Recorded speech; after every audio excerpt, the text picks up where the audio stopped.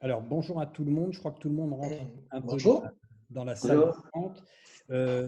On va, pour tout le monde, sauf les intervenants, couper les micros. On peut le faire de notre côté.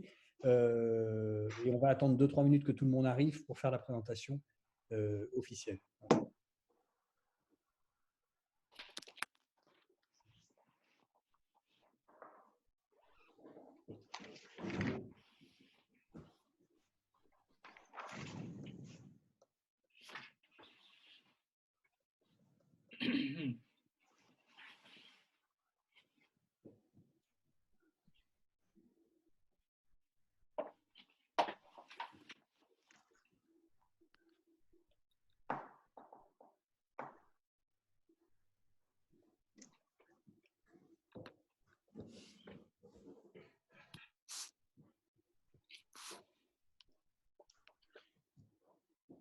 Bonjour à tous ceux qui viennent d'arriver, qui ne m'ont pas encore attendu. On attend encore une petite minute avant de démarrer officiellement. On fera les présentations. Merci.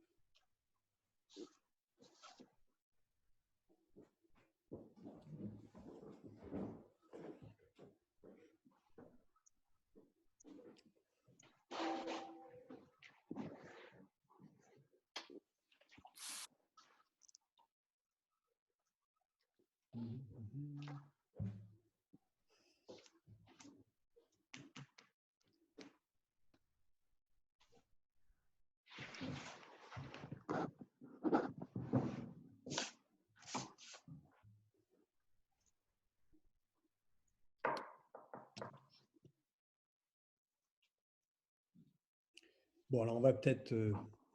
Est-ce que je suis bien branché? Oui. On va peut-être commencer. Alors, bienvenue. On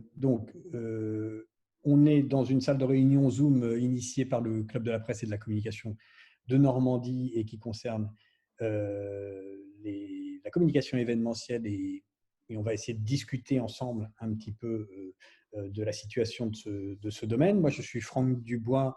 Je suis membre du club, membre du CA, etc. et aussi graphiste au sein de la structure Perroquet Bleu. Pour co-animer cette présentation, j'ai à mes côtés Thierry Leproux, qui doit plutôt être en haut de l'écran. Voilà, il vous fait coucou, le monsieur avec la moustache et la barbe, qui lui est de l'agence Partenaire d'Avenir, mais il prendra la parole tout à l'heure, il pourra se présenter s'il veut. Et en professionnel de l'événement, on va dire, nous avons avec nous Ludovic de Conillou, qui est directeur de Rouen Expo événement. Il vous fait coucou de la main.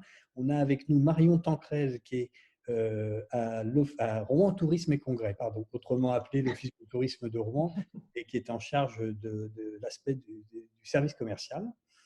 Voilà. Et puis, nous avons aussi Stéphanie Charny, qui est freelance, qui fait coucou, voilà, au sein d'une structure qui s'appelle Octopus, et Octopus Normandie, qui elle, organise des événements plutôt du côté du prestataire. Voilà, donc on va faire intervenir ces 3 personnes. Précaution importante sur le sujet. Tout ce qu'on va dire aujourd'hui n'est pas une réalité définitive. Évidemment, vous le savez, en ce moment, tout bouge. Il n'y a rien vraiment d'écrit. Peut-être nos intervenants nous donneront des sources qui ne bougeront pas, mais pour essayer d'appliquer les mesures Covid sur des événements, je crois qu'aujourd'hui, tout est en train de se faire. Donc, parlons librement. ne soyons pas trop dans l'attente d'un texte officiel. Il n'y en a pas, je crois qu'on peut le dire, peut-être les intervenants me contrediront. Les textes officiels, ils vont venir au fil du temps, ils vont se peaufiner au fil du temps. Ce qui nous paraît intéressant aujourd'hui, c'est justement de faire parler des gens d'expérience qui vont donner leur vision de ce que pourra être un événement dans un mois, si jamais on peut en organiser un dans un mois, dans 2 mois, dans 3 mois, à la rentrée, à l'automne. Et peut-être pour nous, professionnels en charge d'événements, comment faut-il se préparer? Qu'est-ce qu'il faut acquérir comme savoir-faire qu'on n'aurait pas aujourd'hui et dont on aurait besoin demain. Petit point technique, vous êtes tous en mode muet normalement. Vous pouvez, dans la fenêtre chat, Aurélie, pardon, j'ai oublié de présenter Aurélie, qui doit être la première en haut à gauche de votre écran, qui est déléguée générale du club et qui va s'occuper de la partie technique Zoom. Le chat est accessible pour tout le monde. On n'en a pas parlé avant, je ne sais plus. Oui, normalement. Donc, c'est une fenêtre qu'il faut activer. Vous pouvez poser vos questions par chat. On essaiera plutôt de les prendre à la fin plutôt qu'au fil pour éviter de casser le fil de discussion. Et voilà. J'ai rien oublié. On peut démarrer. Merci Franck. Voilà. La première, de faire de table, se présenter rapidement, mais je l'ai déjà fait, mais surtout de pouvoir dire là où il en est, où en est sa structure. Et puis, je donne la parole en premier à Ludovic de Conilloux, donc de Rouen Événements. Rouen Expo Événements. Expo Événements, pardon. Donc, bonjour, donc Ludovic de Conilloux, donc je suis le directeur général de Rouen Expo Événements. C'est une structure qui gère le parc des expositions de Rouen, dans le cadre d'un contrat de délégation de service public avec la métropole de Rouen, Normandie. Et nous sommes aussi producteurs d'événements.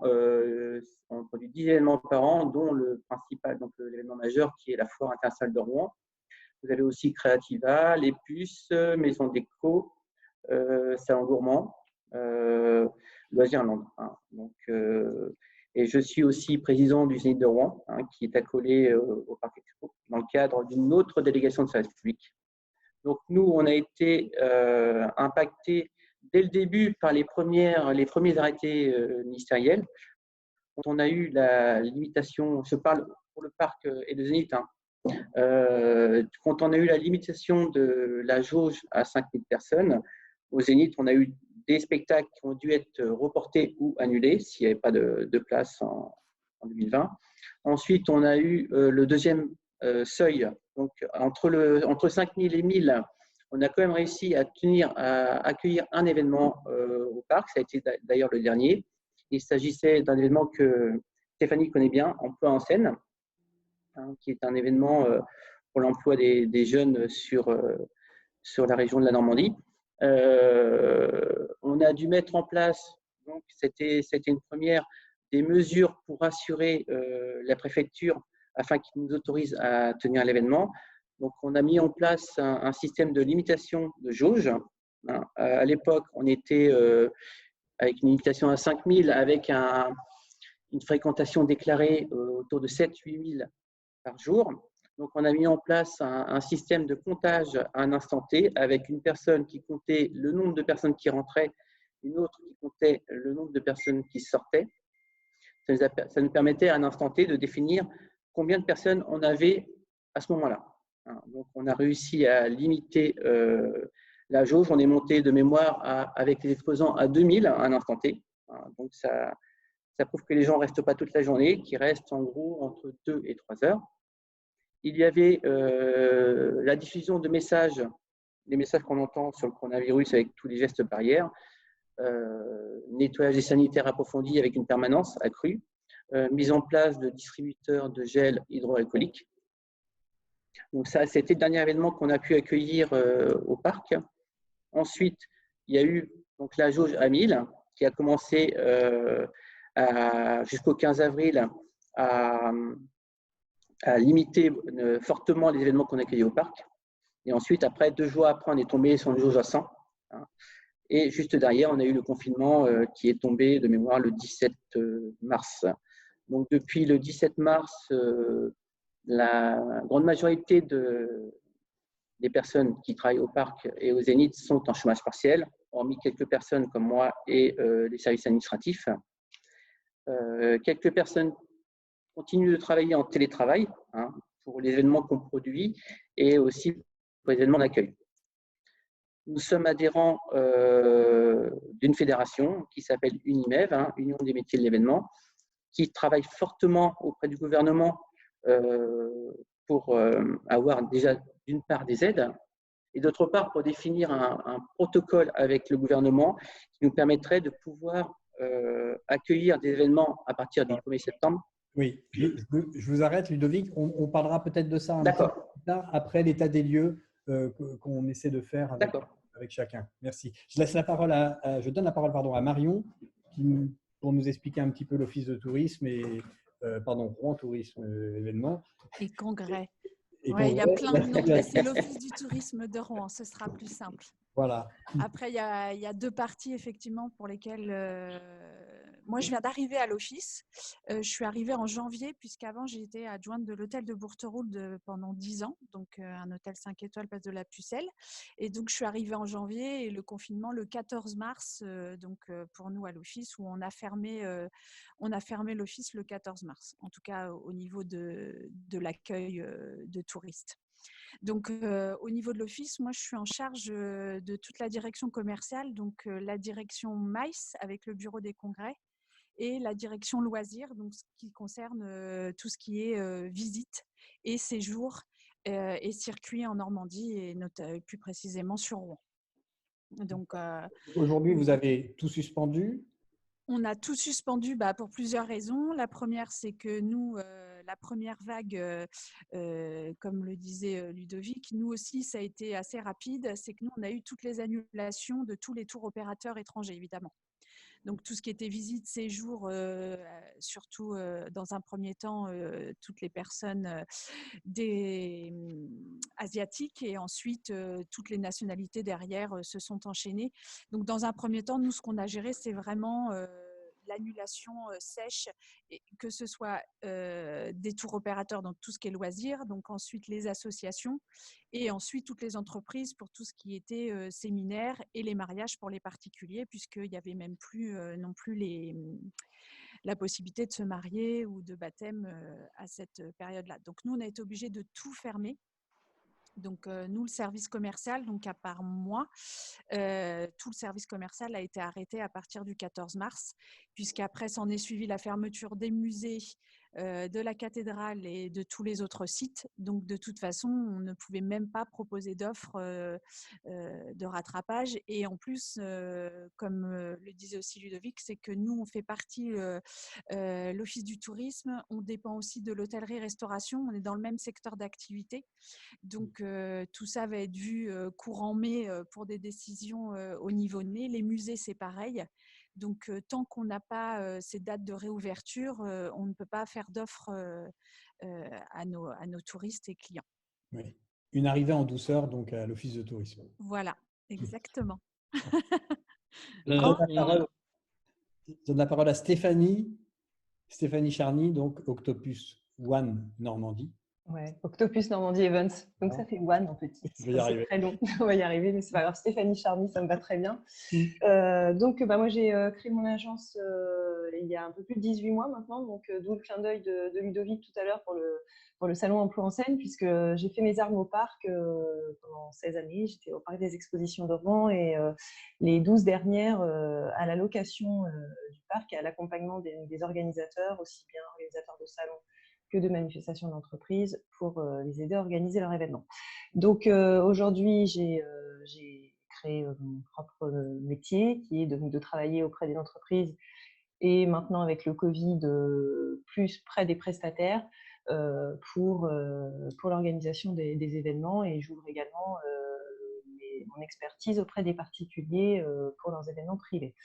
Donc aujourd'hui, moi j'interviens pour le club, pour la partie du grand mix, qui est un événement donc, organisé par le club autour des métiers de la communication et de la presse, à destination des professionnels et des étudiants. Et c'est plutôt un événement qu'on souhaiterait hybride, donc faisant un mixte, d'où son nom, de salons, espaces de conférences, d'ateliers, des espaces de rencontres et des espaces déjeuner. Et on finirait tout ça avec les trophées. Tu voulais? Sur l'état des lieux, aujourd'hui, Ouais. tout ce que tu avais dans les cartons pour l'instant est suspendu aussi. Et suspendu, tout à fait. Et là, on n'a pas le téléphone ne sonne pas pour de futurs événements pour l'instant. Hein. Tout est à l'arrêt. Comme le disait Marion, on attend déjà de connaître les conditions que va nous donner l'État sur les jauges notamment. Donc voilà, pour l'instant, tout le monde est à l'arrêt. D'accord. Je passe le bâton à Thierry Leproux pour les questions concernant les projets. Merci Franck. Alors, effectivement, on va voir ensemble 3 petits points, si vous voulez. D'une part, on va refaire un tour de table auprès de nos intervenants pour leur poser notamment une question sur, alors ça risque d'être assez rapide, mais quel est leur calendrier prévisionnel, mais surtout ce que Ludovic, vous avez commencé à avancer tout à l'heure. Comment, si on fait un peu de prospective et qu'on regarde comment un événement pourrait se passer demain, comment vous trois, les uns et les autres, vous pensez pouvoir, sous des formes évidemment différentes, faire en sorte que les futurs événements respecteront les différentes mesures aujourd'hui obligatoires. Donc c'est la question à laquelle vous allez pouvoir répondre maintenant. Ensuite, on fera un zoom, Stéphanie l'a évoqué, sur l'événement du club, qui est le grand mix qui doit se dérouler au mois de novembre à l'Autoile. Et donc, Stéphanie, on vous demandera peut-être de faire un zoom sur cet exemple extrêmement concret qui est le grand mix du club. Et puis, la troisième et dernière partie, les questions des uns et des autres auxquelles nos intervenants voudront bien répondre. Et on devra donc conclure, si tout le monde est d'accord, vers à peu près 15h30. Alors, donc une question, et on refait donc le tour de nos intervenants en commençant par Ludovic. Qu'y a-t-il dans votre calendrier prévisionnel, et surtout comment, et vous évoquez tout à l'heure le travail que vous faites avec d'autres confrères, vous allez organiser la suite des événements avec, je le suppose, encore pas mal d'interrogations. Alors, je reviens sur ce qui a été dit au début. Hein. Tout ce qui est dit aujourd'hui n'est valable qu'aujourd'hui et peut changer demain. Hein. Donc, on a eu beaucoup d'événements qui ont été annulés sur le premier semestre, hein, en mars et juillet. Hein. On a eu la chance de pouvoir jouer au Tetris avec certains événements et de pouvoir les recaser sur le second semestre, hein, qui est déjà un semestre qui est déjà bien rempli. Hein. Sur le second semestre, donc à partir de septembre, le premier événement que l'on aura au parc, ce sera la Foire internationale de Rouen qui a été reportée pour la 2e fois. Hein. Elle devait se tenir fin mars, on l'avait reportée fin juin et compte tenu donc, des arrêtés ministériels, on l'a reportée à nouveau au mois de septembre. Toujours avec l'espoir que l'événement de plus de 5000 personnes puisse se tenir.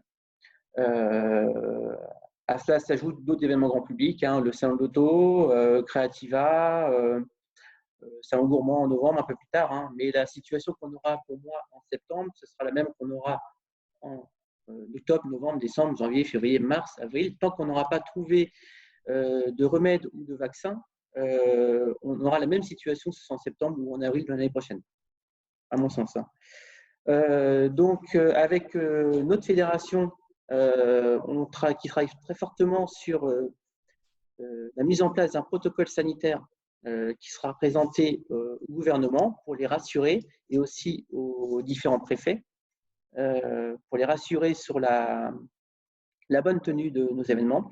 Je fais un petit clin d'œil sur 2015 avec les attentats où on a mis en place ce qu'on appelle le plan Vigipirate, hein, toutes les mesures qui permettent de sécuriser au maximum, le risque zéro n'existe pas, de permettre que l'événement se déroule dans les meilleures conditions en évitant le risque d'attentat. Là, c'est différent puisque c'est un virus qui n'est pas visible. Donc, on s'inspire de pas mal de choses. Tout ce qui est déjà fait, tout ce qui a déjà été fait sur les marchés, dans les grandes distries, chez nos voisins allemands. Aujourd'hui, maintenant, avec les Italiens bientôt. Donc, il y a des mesures qui ont été préconisées pour le déconfinement du 11 mai. Ça commence par les gestes barrières. Les gestes barrières avec le gel hydroalcoolique, des distributeurs qui seraient présents un peu partout. Le point clé, c'est la limitation de la jauge. Donc, le gouvernement table sur un espace de 4 mètres carrés par personne. Aujourd'hui, nous, dans notre métier, la règle, c'est une personne au mètre carré maximum. Là, demain, au 1er septembre, on sera sur une personne pour 4 mètres carrés. Donc, ça divise la jauge maximum divisé par 4. Pour s'assurer qu'on respecte cette jauge, comme vous expliquez avec ce qu'on avait fait sur Emploi en scène, c'est par espace, faire en sorte qu'il y ait un comptage des personnes entrantes et des personnes sortantes pour déterminer à un instant T qu'on soit bien dans la jauge à respecter. Donc ça, c'est limitation de la jauge. Ensuite, dans toutes les mesures à mettre en place, distanciation, des allées plus larges. On réfléchit éventuellement à un système un peu comme le principe d'IKEA, en fait très difficile dans les salons, mais un cheminement en évitant que les gens se croisent. Donc présence de distributeurs de gel hydroalcoolique, beaucoup d'informations avant l'entrée des personnes sur le site, obligation du port du masque, ça on l'aura. On préconiserait aussi le port d'une visière plutôt qu'un masque pour les exposants. C'est comme ils doivent parler, c'est plus facile de parler avec une visière qu'avec un masque. Mesures de nettoyage renforcées, notamment dans les espaces dans les sanitaires, avec un nettoyage, une permanence sanitaire renforcée, plus un nettoyage par pulvérisation, une fois que le public est parti, pour tout nettoyer. Donc, je vous dis, il y a notre fédération qui travaille sur un protocole qui doit être établi en accord avec le gouvernement et qui pourrait être dupliqué à l'ensemble du territoire. Et par exemple, dans le cadre du parc Expo de Rouen, est-ce que vous allez rester sur le nombre de mètres carrés que vous avez aujourd'hui et donc réduire le nombre de visiteurs, ou est-ce qu'au contraire, vous pensez par exemple agrandir vos espaces d'accueil avec des barnums ou autres pour avoir autant de monde, mais évidemment sur une surface plus grande? On va essayer déjà, donc vous avez parlé, donc la limitation de la jauge, une personne pour 4 mètres carrés. On réfléchit pour l'événement grand public à faire venir les personnes, échelonner les pics de visiteurs. Donc ça pourrait être valable que si on fonctionne avec des entrées électroniques et la billetterie matérialisée. Les gens prennent une entrée pour une plage horaire. Donc ça permet, nous, de gérer les flux entrants. Dans les événements grand public, c'est ce qui est le plus difficile à gérer. Le point noir, c'est la restauration assise. C'est le problème que rencontrent aujourd'hui les restaurateurs. Si l'exposant a une capacité qui est divisée par 2, il n'atteindra pas son point mort. Donc, on réfléchit aujourd'hui, dans la mesure du possible, à augmenter la taille de son stand, entre guillemets, gratuitement, pour qu'il puisse, lui, rentrer dans ses frais. Merci. Marion Tancrel.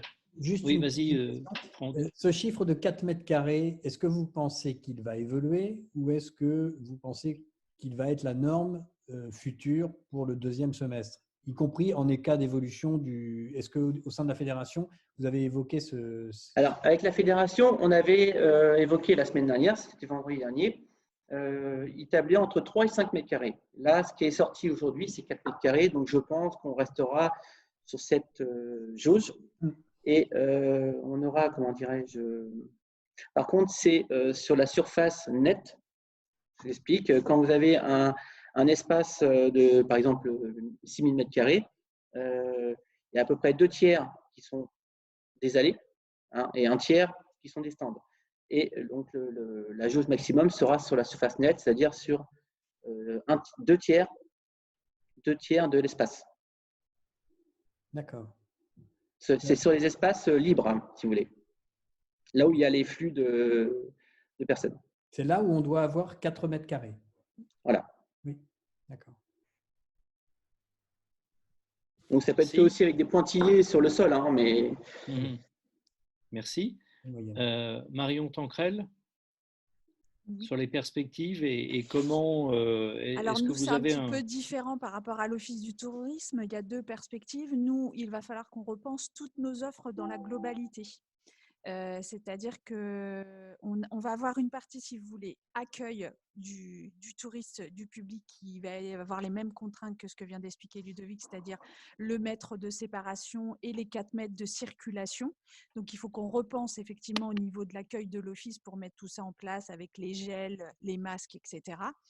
Sachant que du coup, nous, on s'est positionné sur autre chose, c'est-à-dire que, et bien évidemment, on va avoir un accueil physique puisque le lien social en loisir est très important.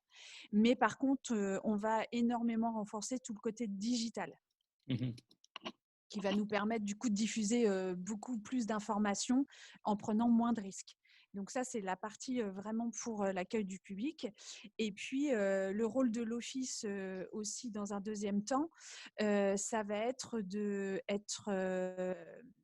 d'assister en fait les partenaires de l'office, puisqu'on a des restaurateurs, on a le parc expo par exemple, etc., et leur fournir les informations nécessaires, et également essayer de faire en sorte de garder les événements en Normandie, enfin les demandes d'événements qu'on a sur la Normandie.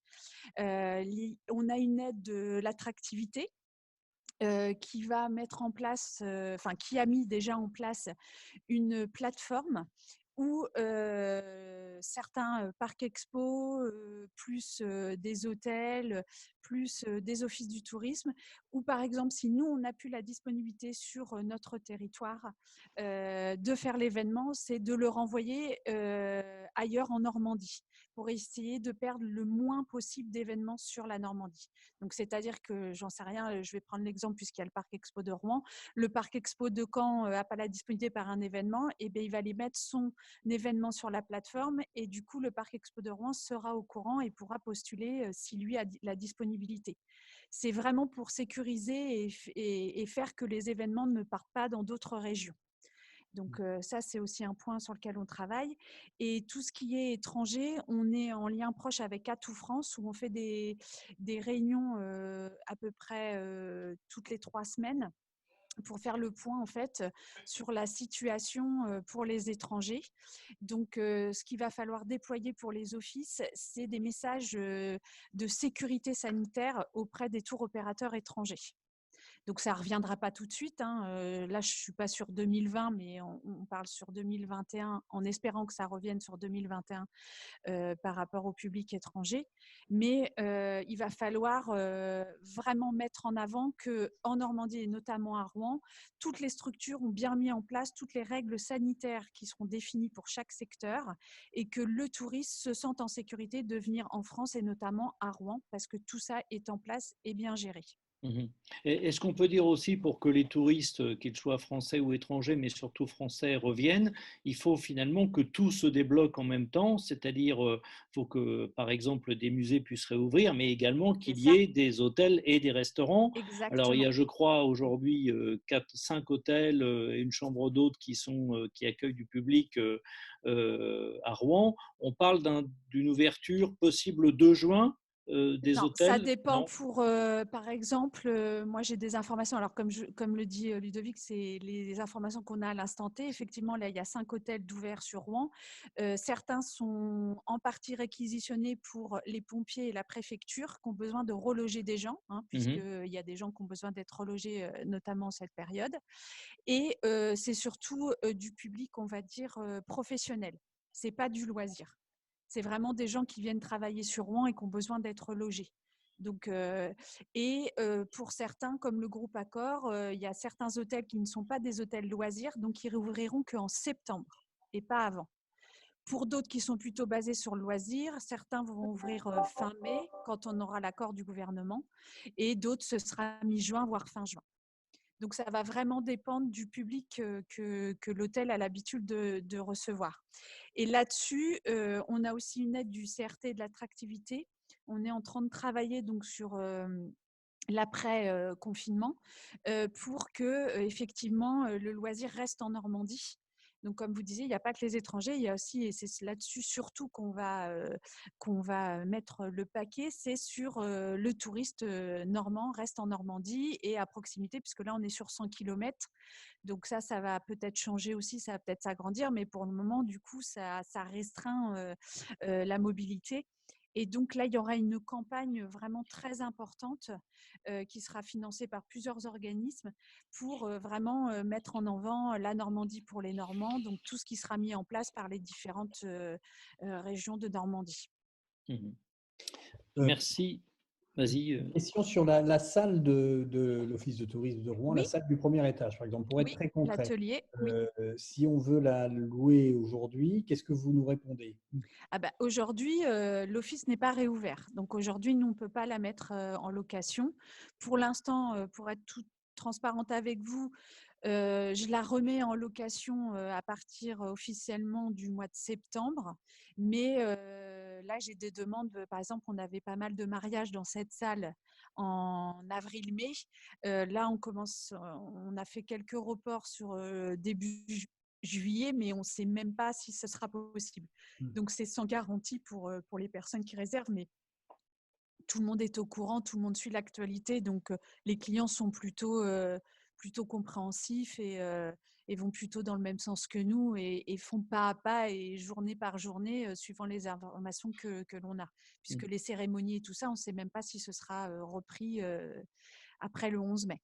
Donc, en revanche, vous pourriez de nouveau louer cette salle-là à partir du moment où vous respectez la jauge, ce que rappelait Ludovic tout à l'heure, une personne aux 4 mètres carrés. Voilà, aux 4 mètres carrés, nous, c'est aussi les consignes qu'on a pour notre secteur touristique. Donc, c'est exactement la même chose. Donc, on ne pourra pas, effectivement, ça va contraindre vraiment, que ce soit les entreprises ou les particuliers, à réduire les jauges d'invités. Donc ça va être… et nous, on aura exactement la même chose, c'est-à-dire les gels hydroalcooliques, les masques. Mais nous, il va falloir aussi qu'on équipe les guides. Nous, on a une situation qui est extrêmement précaire avec les guides, puisque les guides n'ayant aucune visite n'ont aucun salaire. Donc, pour certains, c'est des retraités, donc c'est moins problématique parce qu'ils font ça plus par plaisir et en plus pour avoir une activité. Par contre, on a des jeunes étudiants qui sont vraiment en situation précaire puisqu'on n'a pas pu les déclarer pour l'instant sur du chômage partiel. Donc là, je suis en train de travailler avec notre directrice et les organismes concernés pour essayer de voir s'ils ne peuvent pas faire partie comme des intermittents pour avoir un chômage partiel sur des heures qui avaient été engagées sur la période du confinement. Et ça, c'est pareil, nous, on devra fournir et aux guides et aux gens qui viennent faire des visites tout le matériel nécessaire. Donc, les masques, le gel, les gants. Donc ça, ce sera aussi une grosse logistique à avoir. Sachant qu'aujourd'hui, acheter des masques et du gel, etc., il y a beaucoup de ruptures de stock, malgré tout ce qu'on peut dire. Donc, il faut faire des précommandes, etc. Et aujourd'hui, on ne sait pas les jauges. Donc, si c'est pour faire des visites à 10 personnes, c'est rentable pour personne. Si on a des jauges qui vont jusqu'à 50, on pourra reprendre des visites. Mais voilà, tout ça est tellement en organisation par rapport aussi les musées des Beaux-Arts, ça va être assez simple parce que c'est assez grand. Mais quand vous allez vous retrouver à la cathédrale pour la visite du carillon, etc., là, les jauges vont vraiment être minimisées et ça va être très compliqué au niveau de l'organisation. Donc ça, il faut vraiment qu'on repense nos offres et proposer d'autres choses, puisqu'aujourd'hui, après le confinement, je pense que les gens attendront autre chose que d'être dans des endroits confinés. Donc, ça va être de revoir des offres sur le plein air, sur de la visite plutôt de parcs, de jardins, et vraiment revoir les offres en totalité pour pouvoir répondre à toutes ces règles et que les gens puissent quand même profiter des visites qu'on leur propose. Merci beaucoup Marion. Alors pour conclure cette partie d'intervention, je vais donner la parole à Stéphanie, où vous allez tenter, c'est un exercice évidemment difficile, de nous parler du Grand Mix organisé par le club au mois de novembre, et peut-être nous dire, après tout, est-ce qu'on ne peut pas transformer certaines contraintes en opportunités et essayer de faire preuve dans le respect des règles de créativité. Donc, comment on pourrait imaginer cet événement qui doit se dérouler au mois de novembre à la Halle aux Toiles? Et puis après votre intervention, on pourra évidemment passer aux questions des uns et des autres. Alors effectivement, je pense que ce qu'il faut rappeler aussi à tout le monde, c'est que, et je pense que tout le monde qui est ici le sait pertinemment, mais la base d'un événement et l'ADN de l'événement, c'est la rencontre. Donc c'est le cœur même de nos métiers, c'est de faire rencontrer les gens.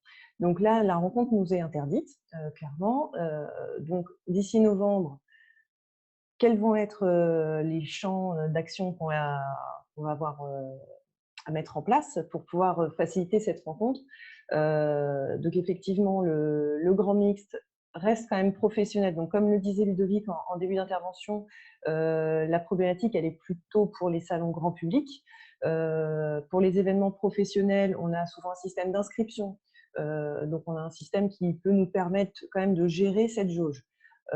Toute proportion gardée par rapport au Parc Expo, l'événement de Grand Mix se veut être sur une jauge de 300 personnes. On n'a pas, évidemment, on n'a pas les chiffres, mais par rapport à ce qui a pu déjà être organisé par le club, voilà, on va être sur du 300, 400 en fonction, puisqu'on a cette volonté de mettre aussi la remise des trophées en fin de journée. Donc on était plutôt sur un format demi-journée, début d'après-midi, et à finir par un échange cocktail tranquillement, et pouvoir échanger sur tout ça. Et donc là, ça va être quand même compliqué.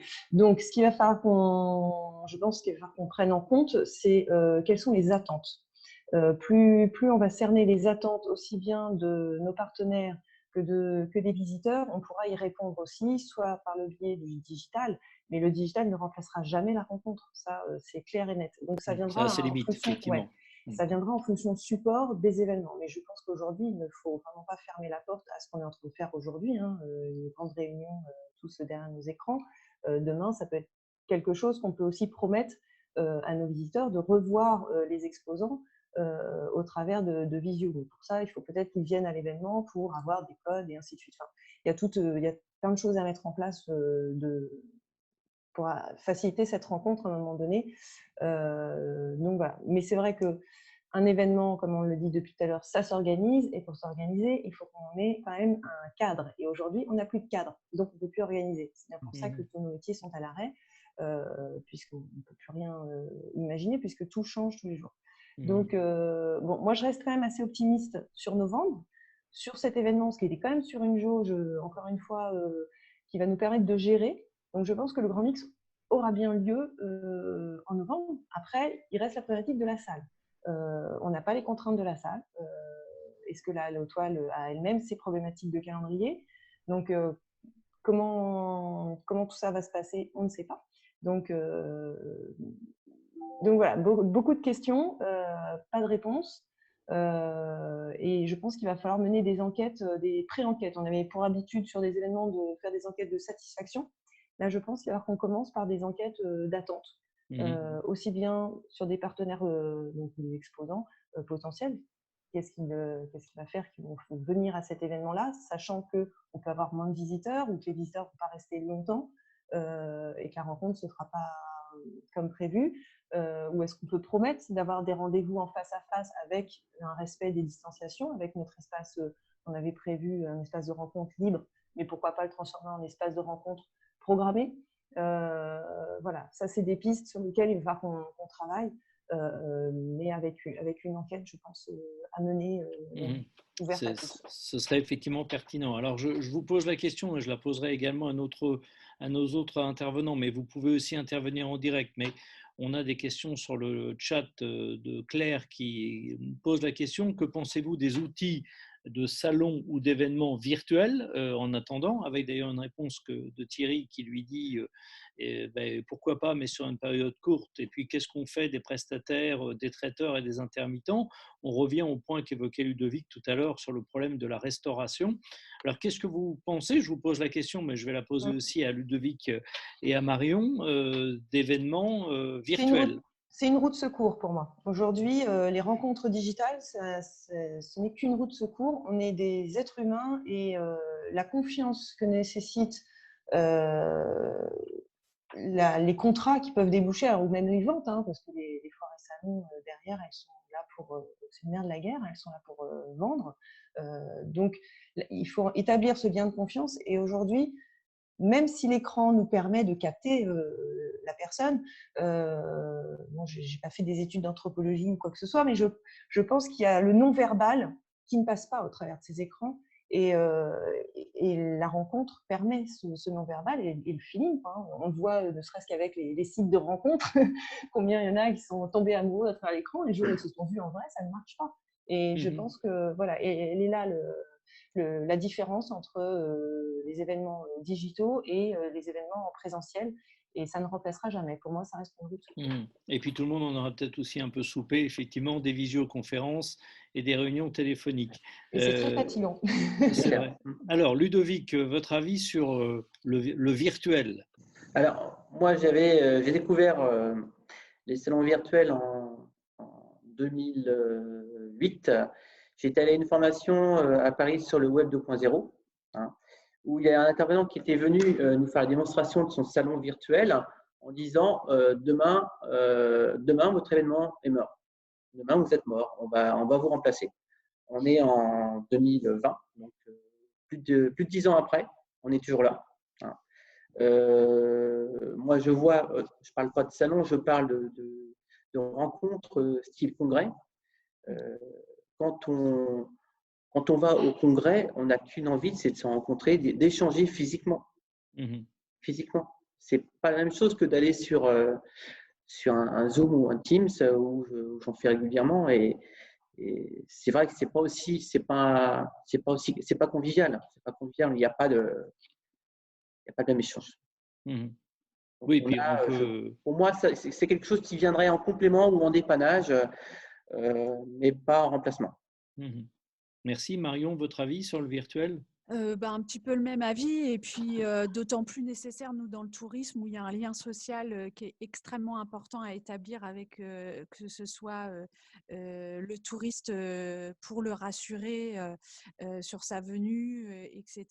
Mais aussi, nous, on a tout le côté loisir avec les associations de personnes âgées, les scolaires. Tout ça, il y a vraiment un besoin de lien social avec ce type de clientèle qui ne peut pas se faire par le digital, et encore moins avec les personnes âgées, donc qui forcément n'ont pas forcément les mêmes réflexes que nous. Donc, on ne peut pas complètement remplacer effectivement avec le digital. C'est le tourisme, l'échange, les salons, les séminaires pour faire que les gens soient ensemble et qu'il y ait une cohésion, ça ne peut pas se faire que par le digital. Donc effectivement, ça peut être un complément, et c'est surtout un outil d'appui pour l'information digitale surtout. Ça, c'est vraiment quelque chose qu'il faudra mettre plus en avant, notamment concernant le sujet d'aujourd'hui, tout ce qui est sanitaire. Ça va être vraiment d'apporter et de rassurer sur les conditions d'accueil sanitaire. Et ça, le digital va nous permettre.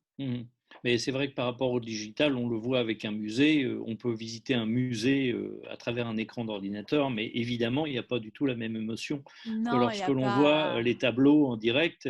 Voilà, ça n'a rien à voir. Ça n'a rien à voir. Alors, le débat est ouvert. Si vous avez des questions pour nos intervenants, eh bien, vous pouvez connecter votre micro, vous présenter et poser la question que vous souhaitez poser. En bas de la fenêtre Zoom, vous avez le petit bouton « Converser » pour ceux qui ne sont pas familiers de l'outil. Et là, vous pouvez poser vos questions. N'hésitez pas. Et on vous donne la parole aussi en activant le micro si besoin, si vous pensez que c'est plus simple. Moi, j'en ai lu une là concernant les conditions d'annulation. Oui. Donc, effectivement, il y a eu des conditions d'annulation de mise en place, donc qui sont différents par rapport au secteur et aux établissements. En ce qui concerne l'Office du tourisme, par exemple, pour toutes les annulations qu'on a eues au niveau des visites ou de l'atelier de Claude Monet qui se loue au sein de l'Office, dans un premier temps, on s'est posé beaucoup de questions parce qu'il a fallu aller très très vite pour gérer les annulations. Mais nous, on a fait surtout des reports de date. Et report de date un peu compliqué parce que dépendant des informations qui nous sont transmises, on a fait des avoirs qui sont de 18 mois pour que les gens, les associations puissent remettre leur visite à plus tard. Les scolaires, pareil, puisqu'on a beaucoup de groupes de scolaires.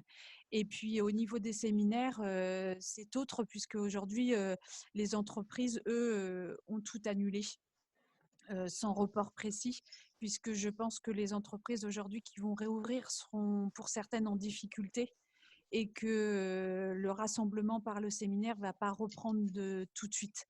Je pense qu'il va y avoir des priorités pour sauver les emplois et remettre en action les activités avant de refaire des regroupements, surtout en séminaire. Donc, on a fait des avoirs ou des annulations partielles. Alors, une question pratico-pratique, puisque vous avez face à vous des gens qui sont concernés par les événements. Est-ce que vous avez, par exemple, est-ce que vous allez, par exemple, pratiquer une politique tarifaire, promotionnelle? Est-ce que vous allez utiliser notamment ce levier-là pour faire en sorte de louer davantage, quand ce sera possible, l'atelier Monet? Sincèrement, je ne suis pas encore là dans la réflexion parce que j'attends de savoir comment ça reprend. D'accord. Si ça ne reprend pas, évidemment, il va falloir réfléchir à des offres promotionnelles. Si petit à petit, ça reprend normalement, voilà. C'est des prix fixes qu'on a, nous, au niveau de la location. Et après, les visites, vous savez, nos visites, elles tournent déjà entre 8 € et 12 € maximum. Donc, ce n'est pas des tarifs qui sont extrêmement importants. Après, effectivement, les séjours où il y a de l'hébergement, de la restauration, là, effectivement, c'est des tarifs qui sont un peu plus chers. Mais ça ne va pas être le cas parce qu'aujourd'hui, nous, on a aussi un rôle d'appuyer nos partenaires et on a beaucoup de restaurateurs, on a beaucoup de traiteurs qui vont avoir besoin d'événements et de pouvoir proposer des choses. Donc, il va falloir qu'on soit forts tous ensemble et qu'on ne fasse pas des prix qui mettraient encore plus en péril les entreprises. Oui, surtout que les tarifs, comme vous le rappeliez, y compris la location de la salle du premier étage, qui est un lieu quand même exceptionnel. Faisons un peu de pub pour vous. Oui, la plus belle vue de Rouen. Hein. La plus belle vue de Rouen, et en plus, ce sont des tarifs tout à fait acceptables. Alors, mais vas-y. Je voulais juste te dire que nous, on n'est pas juste là pour vendre l'atelier Claude Monet. On est aussi là pour promouvoir le Parc Expo, tous les lieux qui accueillent des salons, des séminaires, les hôteliers, les agences comme Stéphanie aussi, qui sont des prestataires. Et du coup, on est vraiment là pour mettre tout le monde en avant et appuyer. Il faut qu'on aille tous dans le même sens. Oui. Alors, avant de changer de sujet, peut-être en laissant la parole à quelqu'un qui la demande, qui est Jean-François, question de Claire, est-ce que tous les reports d'événements au second semestre ne risquent pas de créer une offre trop abondante, de diluer les publics? Comment on fait pour gérer la file d'attente après? Comment vous faites-vous concrètement pour gérer la file d'attente? Alors, moi, au niveau du parc d'exposition, donc les reports d'événements sur le second semestre, c'était des événements qui avaient lieu sur le premier semestre, hein, où on s'assure au niveau du parc qu'on n'ait pas plusieurs événements concurrents. Hein. Voilà, le marché il n'est pas extensible. Il y a l'exemple de la foire qui a été reportée deuxième fois sur le mois de septembre, qui arrive en même temps que d'autres foires. D'autres foires au niveau national, hein, Strasbourg, Nantes. Nantes qui a aussi déplacé sa foire aux mêmes dates. Hein. Donc oui, au niveau des exposants, il y a beaucoup plus d'offres que d'habitude. Hein. Mais chacun essaye de replacer son événement majeur aux dates disponibles. Oui, il va y avoir une concurrence forte. Pas au niveau visiteur, si vous voulez. Hein. c'est au niveau exposant. Parce qu'il y a des exposants dont le métier, c'est de faire des foires et salons qui ne font que ça, hein, qui n'ont pas de magasin, hein, en physique. Donc, ils doivent faire un choix entre la foire de Marseille, la foire de Nantes, la foire de Strasbourg, par rapport à les attentes. Ludovic, est-ce que du coup, c'est un choix aussi pour vous d'avoir mis la foire en septembre, finalement, au détriment de Maison Déco? C'est un choix que vous avez fait dans ce cadre-là? Voilà, le fait de mettre la foire en septembre, sachant qu'il y a des secteurs, le secteur de l'habitat est très représenté sur la foire, et que Maison Déco a un gros secteur d'habitat 3 semaines après, on a été obligé d'annuler Maison Déco, qui devait se tenir en mois d'octobre. Alors, on a Jean. Attendez, Jean-François. Jean-François a demandé la parole. Jean-François, c'est ça? Oui, allez-y. Voilà. Merci beaucoup, si vous m'entendez. D'abord, bonjour à tous et merci de m'accueillir. Moi, je suis le trésorier du Club de la Presse de Montpellier. On a vu que vous aviez aujourd'hui votre Zoom, et je suis également dirigeant d'une agence événementielle à Montpellier qui accompagne une 50aine d'événements à Montpellier à travers le MAI, sur les différents supports que nous avons, l'Arena, le Parc Expo, etc. Aujourd'hui, on est très inquiet. J'écoute ce que vous dites, notamment sur ce passage de trésorerie, comme toutes les entreprises aujourd'hui, puisqu'on ne facture plus, je le rappelle, depuis fin février, que les événements, vous l'avez dit tout à l'heure, prennent plusieurs semaines ou plusieurs mois pour être préparés, et que donc, dans la mesure où ils n'ont pas été réalisés, ils ne sont pas facturés. La première difficulté que nous avons les uns et les autres, au-delà des grands groupes événementiels ou structures comme Rouen Événements, hein, ou même Madame de l'Office de tourisme, c'est que pour nous, les petites structures, d'un ou plusieurs salariés, c'est de passer ce cap. On a plusieurs mois devant nous, il n'y aura pas d'activité qui sera facturée, donc pas de marge. Le PGE, semble-t-il, est la plus belle aide, si je, entre guillemets, avec quand même un prêt à rembourser qui s'offre à nous. Ma question est la suivante par rapport à cette réflexion, c'est comment vous, dans votre région, vous allez faire passer ce cap aux petites structures? Quelles aides avez-vous en plus que vous avez peut-être identifié que nous n'avons pas ici? Est-ce que la région qui est la vôtre vous aide de manière particulière? Enfin, quel dispositif? Parce que ce que je retiens moi de ce que vous dites et des échanges que nous avons eus hier en bureau du Club de la Presse à Montpellier et Occitanie, c'est l'incertitude. On est dans une période incertaine. On ne sait pas où on va, on ne sait pas quand les événements vont reprendre. Ils sont différés les uns après les autres lorsqu'ils ne sont pas annulés. Il y en a beaucoup qui sont quand même annulés. Comment on fait pour passer cette période? Ça, c'était ma première question, qui est une question essentielle pour les petites structures. Beaucoup d'entre elles vont disparaître si elles n'ont pas la trésorerie. Alors, il y a notre fédération, comme je le disais, qui a pris la décision de renseigner toutes les entreprises du secteur de l'événementiel, qu'elles soient adhérentes ou non de l'UNIMEF. Donc, vous êtes déjà allé sur le site de l'UNIMEF, non? Non, pas encore, non. Vous tapez UNIMEF et vous avez accès à toute l'information sur toutes les mesures qui sont prises par notre fédération auprès du gouvernement. Donc, il y aura, entre guillemets, un plan Marshall pour le secteur de l'événementiel. Bruno Le Maire a pris acte des grandes difficultés de notre secteur. Dans notre secteur, j'inclus l'hôtellerie aussi, la restauration. Il y aura un plan Marshall pour notre secteur de l'événementiel. Il y aura des aides spécifiques.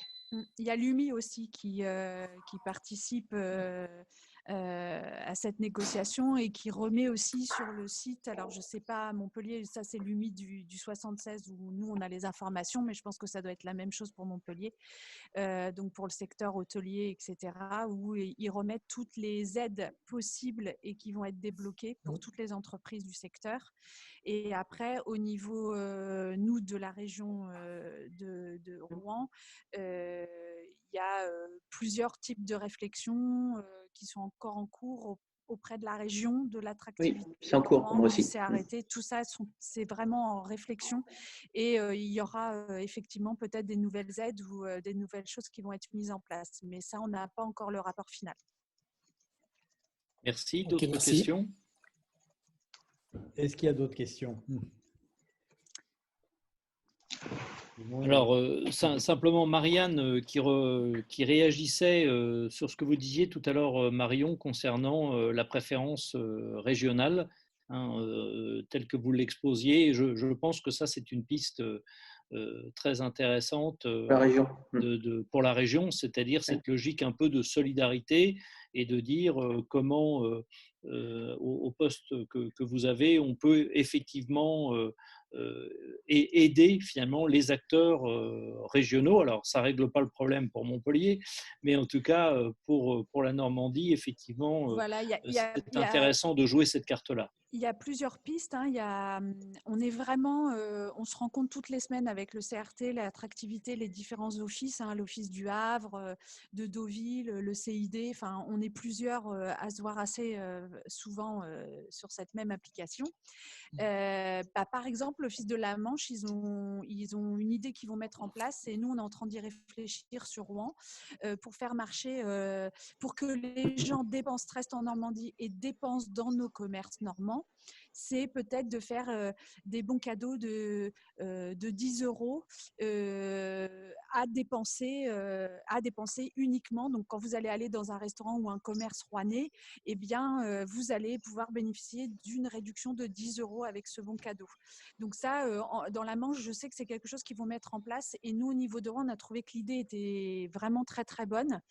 Et donc, on réfléchit à plusieurs axes pour que les gens restent en Normandie et dépensent dans les commerces normands pour pouvoir soutenir vraiment au niveau de la ville. Parce que le CRT, l'attractivité qui, eux, et Normandie Tourisme, qui travaillent pour la Normandie entière, ont des idées, mais pour la Normandie. Après, à nous, office, de réfléchir à nos propres villes et régions parce qu'on n'a pas les mêmes contraintes. Deauville à la mer, pas nous.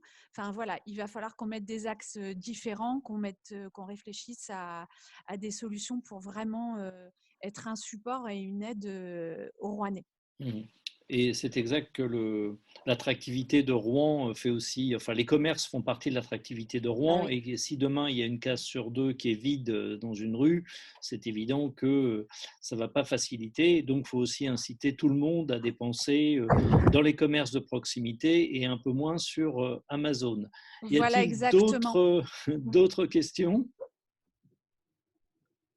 Il ne me semble pas. Il y a Marie qui précisait l'événement, donc l'événement.org, tout attaché, qui relaie et fait partie, qu'on prend en discussion avec l'État. Voilà.